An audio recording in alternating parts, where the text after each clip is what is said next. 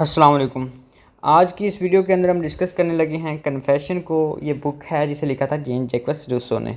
तो आज की इस बुक में आज की इस बुक में जो है वो हम कन्फेशन की दो पार्ट हैं। फर्स्ट पार्ट के अंदर जो है वो पहले 6 बुक को दिखाया गया और सेकंड पार्ट के अंदर बाद में आने वाली 6 यानी 7 to 12 बुक को डिस्कस किया गया है। तो आज की इस वीडियो के अंदर हम फर्स्ट पार्ट की पहली थर्ड बुक को डिस्कस करने वाले हैं, यानी 1 to 3 हम इन बुक्स को डिस्कस करने वाले हैं। आने वाले वीडियो के अंदर हम 3 to 6 तक डिस्कस करेंगे और फिर इस तरह हम जो है वो 4 पार्ट के अंदर इस लेक्चर को कवर करने वाले हैं। आप में से बहुत से दोस्तों ने रिक्वेस्ट की थी कि हमें कन्फेशन जो मैंने पहले डिस्कस किया हुआ बुक है, मैंने एक ब्रीफ ओवरव्यू दिया था कन्फेशन के अंदर, उसके कुछ वॉल्यूम की वजह से या कुछ कम मटेरियल की वजह से वो आपको समझ नहीं आया। तो मैंने सोचा कि इस पर एक ब्रीफ सी वीडियो बनाई जाए जिसके अंदर आप रूसो को डिस्कस करेंगे, उसकी फ़िलॉसफी को हम देखेंगे तो आपको अंडरस्टैंड करने में आसानी हो जाएगी। तो हम अपनी जो है वो शुरू करते हैं वीडियो को, लेक्चर को। Books of confession by Jean Jacques Rousseau. तो सबसे पहले हम इंट्रोडक्शन देख लेते हैं राइटर का। तो जेन जैक्वस रूसो एक ग्रेट फ़िलासफ़र, राइटर, स्कॉलर हैं और ये 18वीं सदी के राइटर्स में शामिल होते हैं। जेन 1712 में जेनेवा स्विट्ज़रलैंड में पैदा हुए और 1778 में फ़्रांस में उनकी डेथ हो गई, यानी 1778 में उनकी डेथ हो गई थी। रूसो ने थ्योरी ऑफ आइडियलिज्म को प्रमोट किया और उनका ज़्यादा वर्क भी इसी टर्म पर है। उनका मेन फोकस, जिसकी वजह से लोग उनके काम से इंस्पायर्ड हुए थे, वो थी पॉलिटिकल फ़िलासफ़ी। आल्दो रूसो के टाइम में यूरोप में एज ऑफ इनलाइटमेंट का दौर था, सो इसी लिहाज से उनकी पॉलिटिकल फ़िलासफ़ी को ज़्यादा जाना जाता है। उनके इस वर्क की वजह से यूरोप में होने वाले इनलाइटमेंट में प्रोग्रेस हुई।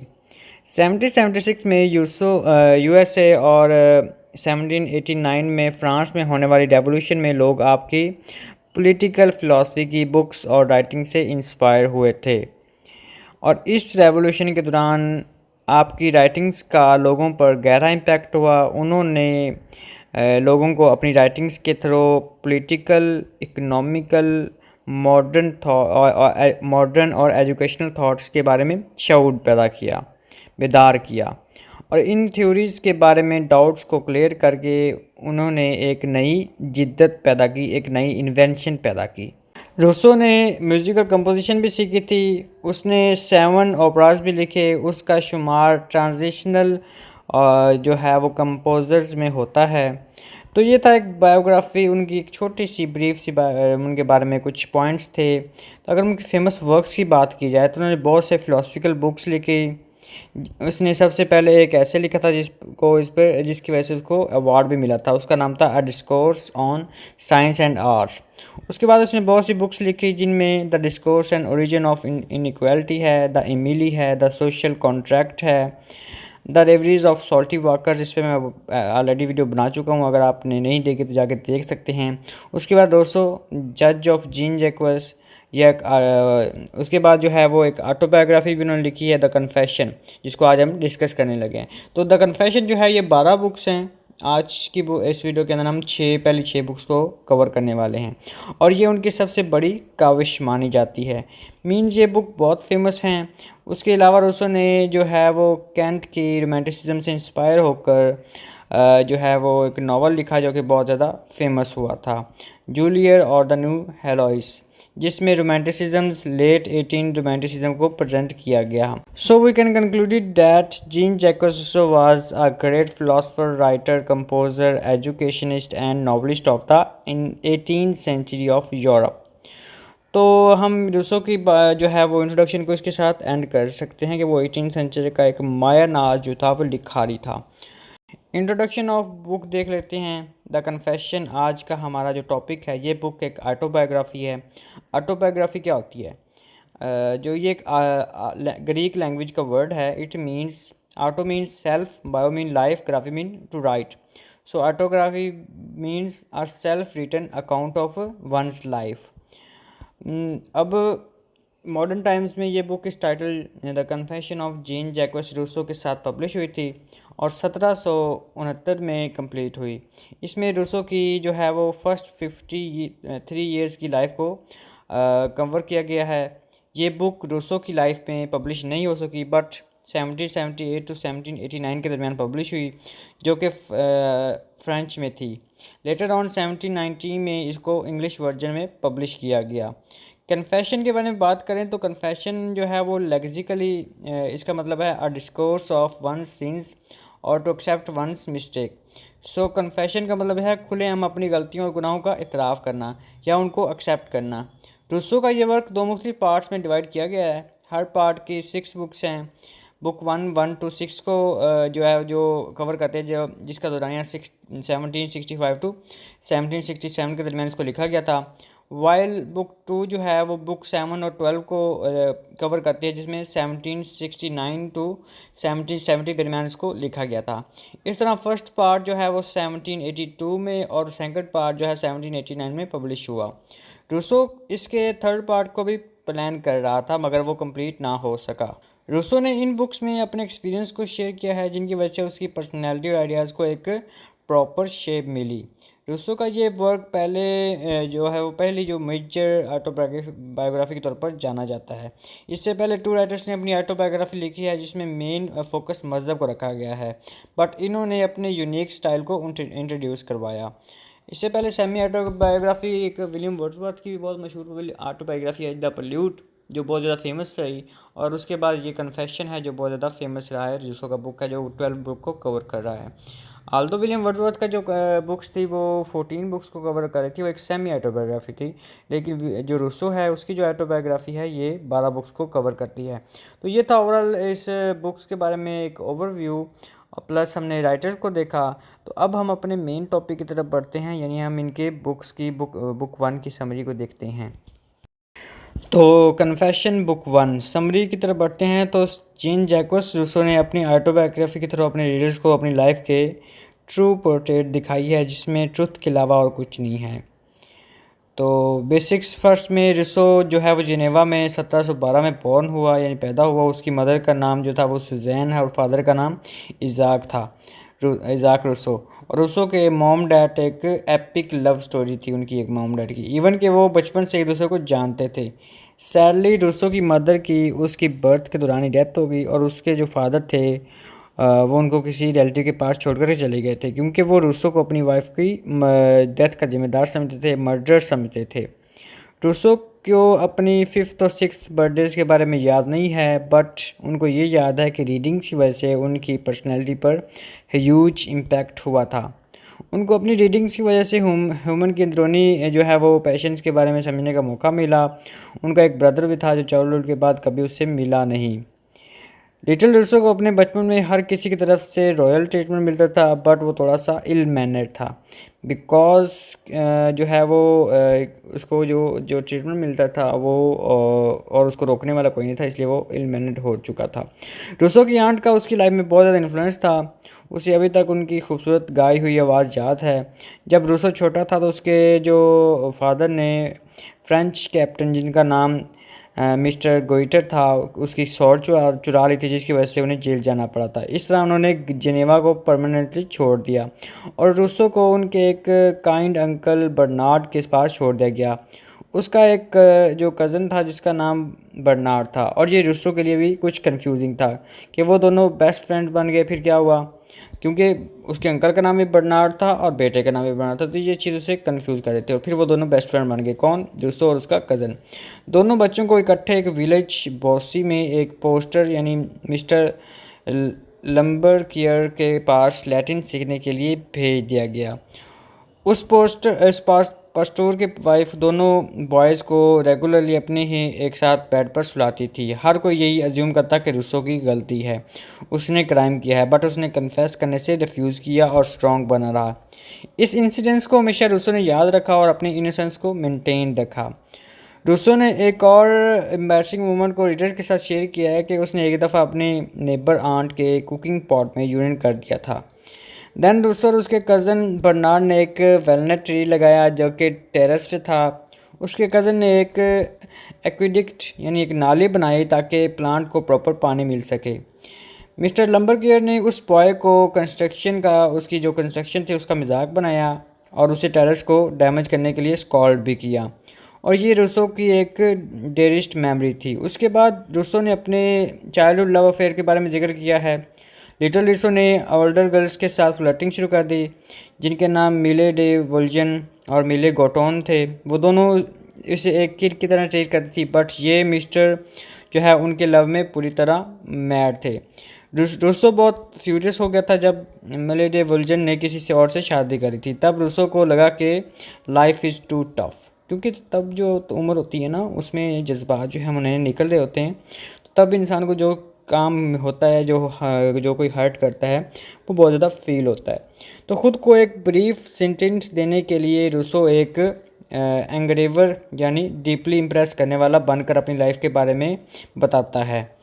रूसो अपने न्यू जॉब को बहुत पसंद करता था, लेकिन उसके बॉस ने उस पर एक्योर किया कि उसने जो है वो क्या किया है, एस्प्रोग्रेस स्टीलिंग यानी ये एस्प्रोग्रेस क्या है, एक पौधे का नाम है। उसको अपनी स्किल्स को यूज़ करने के लिए जो है वो पौधे को चुराया है और अपनी स्किल्स को यूज़ करने के लिए मनी को ज़्यादा किया है, जो कि एक क्राइम है। लेकिन रूसो को इसका कोई गिल्ट नहीं था। इनफैक्ट वो जो है वो स्पेसिफिक बनने के लिए ख़ुद को इस क्राइम में इन्वॉल्व करता है। अब जो बॉस था उसका, वो क्या कर रहा था, वो कहता था कि इसने स्टीलिंग की है, अपनी तनख्वाह को बढ़ाने के लिए इस पौधे को बेचा है और अपनी स्किल्स को दिखाया है, और ये क्राइम है। लेकिन रूसो जो था वो उस वक्त जो था वो बहुत ज़्यादा एटीट्यूड में था और उसने कहा कि उसने ख़ुद को इस चीज़ में इन्वॉल्व कर लिया। रूसो यहाँ पर सोचता है कि वो तो हमेशा से ही मटेरियलिस्टिक था, इस तरह इसने जो है वो लाइब्रेरीज़ में जाना शुरू कर दिया। At the age of 16 Rousseau को बताया जाता है कि अगर वो अपने काम पर टाइम पर ना पहुंचा तो उसे फायर कर दिया जाएगा। अपने दोस्तों के साथ हैंग आउट की वजह से वो टाइम से नहीं पहुंच पाता और अशेम्ड होने के बजाय उसने डिसाइड किया कि वो अपने मास्टर के सामने जो चुप रहेगा, क्वाइट रहेगा। इवन कि उसके कज़न बर्नार्ड ने उसे कहा कि मिलकर हम जो है वो सॉल्व कर लेंगे। So we can concluded at the end of the book 1 that Russo had discussed his childhood memories in this book।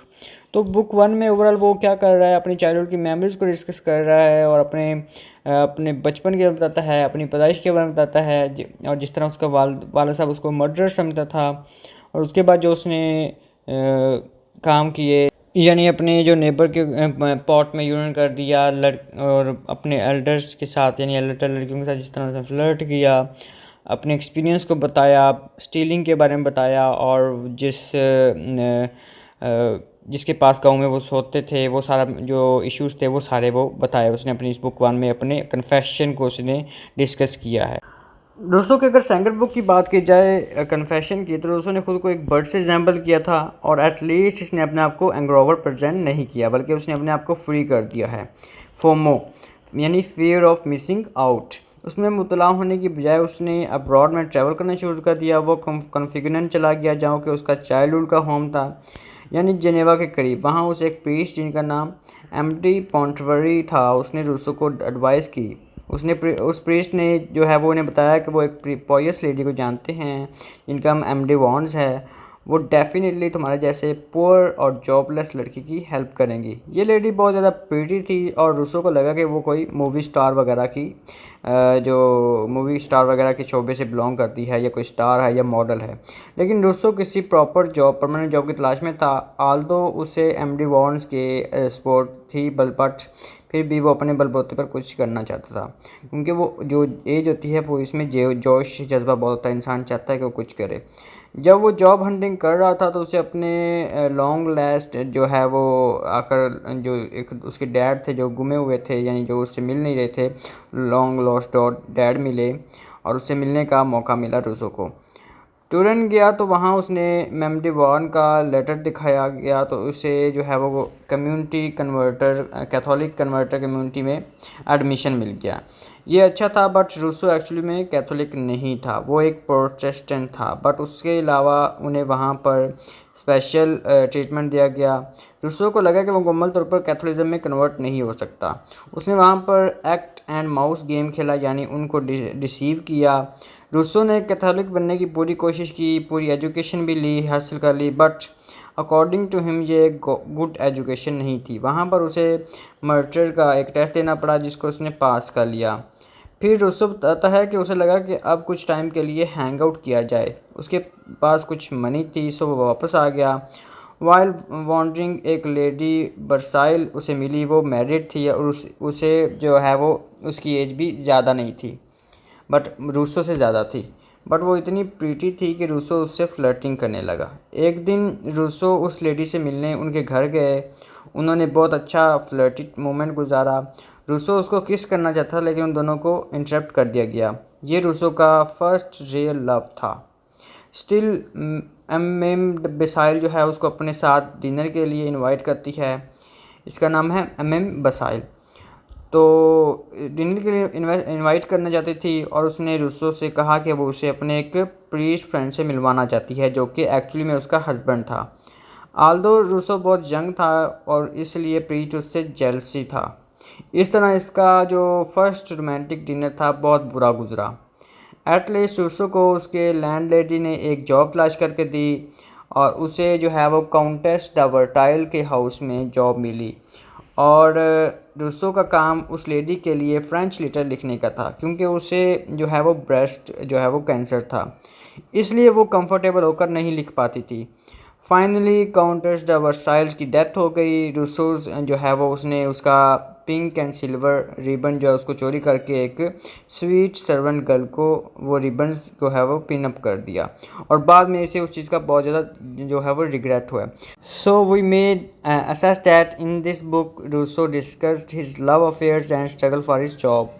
तो ओवरऑल इस बुक के अंदर वो अपनी स्ट्रगल को दिखाता है कि किस तरह वो जॉब के पीछे भाग रहा होता है। फिर वो अपने लव को भी दिखाता है कि किस तरह जो है वो अपने अफेयर्स शेयर करता है ओल्ड लेडी के साथ, और फिर जो है उसको किस तरह लव हुआ था, फर्स्ट उसका जो किस था वो कैसा गया था। तो ये सारी चीज़ें वो डिस्कस करता है। उसके बाद अगर बुक 3 की बात करें, उसकी समरी की बात करें, तो इस बुक में इसने अपनी यंग एज के जो है इवेंट्स और इंसिडेंट को रीडर्स के साथ शेयर किया है। अब जो है वो रूसो बहुत यंग है और बहुत ज़्यादा जो है वो सेक्स के बारे में सोचता है। एक दिन उसे एक वेल का अंडरग्राउंड पासेज मिला जिसमें बहुत सी गर्ल्स वहाँ से हैंग आउट के लिए आया करती थी। तो वो वहाँ पर लड़कियों को किक करता है जो भी वहाँ से गुजरती है। एक लड़का जिसके पास शॉर्ट भी थी उसने रूसो को पकड़ लिया और इन्वेस्टिगेट करने लगा कि वो यहाँ पर क्या कर रहा है। रूसो उसके पास कोई अथेंटिक आंसर नहीं था, इसलिए उसने कहा कि मैं एक नोबल मैन हूँ और मेंटल डिसऑर्डर का शिकार हूँ, और ये उस लड़के को कन्विंस करने के लिए काफ़ी था।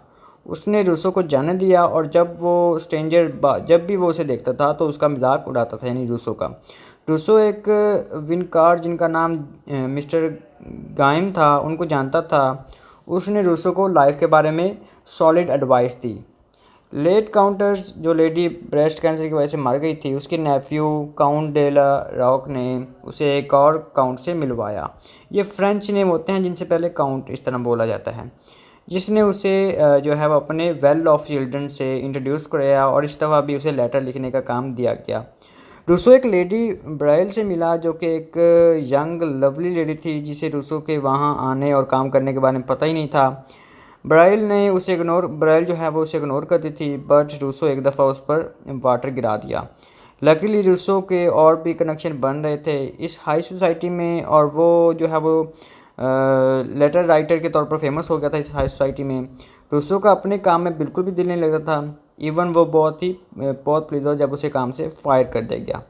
सिंस रूसो एक यंग गाय जो कि वर्ल्ड को देखना चाहता था, उसके लिए उसने ट्रैवलिंग का प्लान बनाया।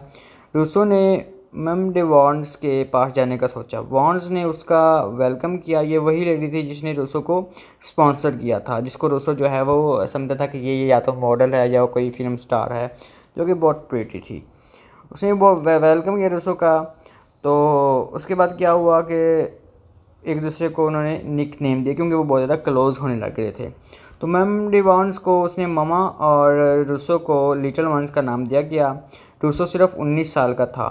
रूसो उसके साथ अपनी लाइफ को इकट्ठे इमेजिन करने लगा और वो उसके साथ अटैच होने लगा। इस ड्यूरेशन में उसने अपने रीडिंग्स को बहुत कंटिन्यू किया और द स्पेक्टेटर बुक में सबसे ज़्यादा इंटरेस्ट लिया।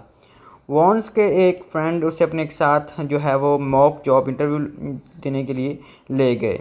तब रूसो ने ये एडमिट किया कि उससे अपने आइडियाज़ को डेवलप करने का टाइम जो है वो डेवलप आइडियाज़ करने में टाइम लगता है, और ये उसके लिए जो है वो एक टफ पीरियड होता है। लेडी वॉन्स ने प्लान किया कि रूसो को सेमिनरी पर स्टडी के लिए एक प्रीस्ट यानी मिस्टर ग्रॉस के पास जाना होगा, बट रूसो को सेमिनरी में अच्छा टाइम नहीं मिला। इसे अपने लैटिन के टीचर पसंद नहीं थे। मिस्टर ग्रॉस ने उसे एक और लैटिन के टीचर मिस्टर गटेयर के पास भेजा। इवन के रूसो को मिस्टर गैटियर पसंद थे। उसने लैटिन में कुछ ज़्यादा प्रोग्रेस नहीं की। उसने लिखा कि उसे लैटिन एक टफ सब्जेक्ट लगता है। वन ड्रामेटिक डे वॉन्स के घर के सामने वाले घर में फायर लग गई, यानी आग लग गई। वॉन्स के घर में भी फ्लेम्स आ रहे थे, बट हवा के फ्लेम्स को डायरेक्शन जो है वो चेंज हो गई और उसकी वजह से जो है वो फ्लेम्स जो दूसरी तरफ जाने लगे। सालों बाद जब इसने एक प्रीस्ट को हवा से प्रे करते हुए देखा तो वो अपनी डायरेक्शन को चेंज कर ले, यानी प्रीस्ट ये दुआ कर रहा था कि वो हवा जो अपने इस डायरेक्शन को चेंज कर ले। तो फिर क्या हुआ कि रूसो को भी ये इंसिडेंट याद आया जो वॉन्स के साथ वॉन्स के घर में हुआ था। उसने कहा कि ऐसे इवेंट्स तो मिरेकल्स होते हैं। वॉन्स को वीकली कोई ना कोई म्यूज़िकल जो है वो पार्टी करने का शौक़ था। रूसो को उसका पार्टी में एक जो है वो चेयर मास्टर जिसका नाम माले मेटर था वो मिला और ये उसके साथ विंटर गुजारने के लिए उसके घर चला गया। वन चिली इवनिंग फरवरी में मेटर ने अपने घर एक पुअर म्यूजिशियन को बुलाया जिसका नाम एम्बिंचर था। वो बहुत अच्छा गाता था। सून उसने रूसो में इंटरेस्ट लेना शुरू कर दिया और ये दोनों ब्रोमांस बन गए। अब ब्रोमांस क्या होता है? ब्रोमांस का वर्ड आपने सुना होगा। ब्रोमांस मतलब नॉन सेक्सुअल मेल रोमांस, ठीक है। तो ये ब्रोमांस होता है जिसमें वो लोग जो हैं वो सेक्सुअल रोमांस नहीं होता but non sexual male romance होता है। तो रूसो और वो जो पुअर म्यूजिशियन था यानी मिस्टर वेंचर जिसको बुलाया था किसने? मिस्टर मीटर ने बुलाया था। मिस्टर मीटर कौन था? वो चेयर मास्टर था। तो अब ये कौन है? ये मिस्टर वान के घर, जो मिस्टर वान को शौक़ था म्यूज़िक का, तो म्यूज़िकल पार्टी चलती थी। तो वहाँ पे जो चेयर मास्टर था वो कौन था? Mister Meter. तो मिस्टर मीटर जो है वो अपने घर चला गया विंटर गुजारने के लिए। तो जब उसने एक दिन अपने घर में जो है वो एक पुअर म्यूजिशियन को बुलाया जिसका नाम मिस्टर वेंचर था, तो वो आया। तो जब वो आया तो रूसो भी वहाँ था। तो रूसो और वो दोनों एक दूसरे में इंटरेस्ट लेने लगे और दोनों ब्रोमांस बन गए और ब्रोमांस उन्होंने शुरू कर दिया। तो लेडी वांस को जब इस बात का पता चला तो उसने रूसो को मिस्टर मीटर के साथ उस लॉयंस में भेज दिया। वहाँ उसको फिट्स आने लगे। अब फिट्स क्या होता है? फिट्स होता है मिर्गी के झटके वगैरह लगते हैं जो। तो रूसो को फिर वांस बहुत याद आई क्योंकि वो सब कुछ हैंडल कर लेती थी। तो ओवरऑल ये थी इसकी थर्ड बुक। इसके साथ थर्ड बुक जो है वो ख़त्म हो जाती है। तो थर्ड बुक के अंदर भी उसने अपने जो है वो कन्फेस किया है अपना, यानी ब्रोमांस को डिस्कस किया है और मिस्टर वांस के साथ अपने जो है वो अटैचमेंट को डिस्कस किया है, अपनी स्ट्रगल को दिखाया है जॉब के लिए, फिर जैसे वो फायर हो गया था। तो ये ओवरऑल उसके थर्ड बुक थे। तो आज की वीडियो में बस इतना ही। आज की वीडियो में हमने पहले इसकी 3 बुक्स को, उसके कन्फेशन को डिस्कस किया और आने वाली वीडियो में हम उसके नेक्स्ट 3 बुक को डिस्कस करने वाले हैं।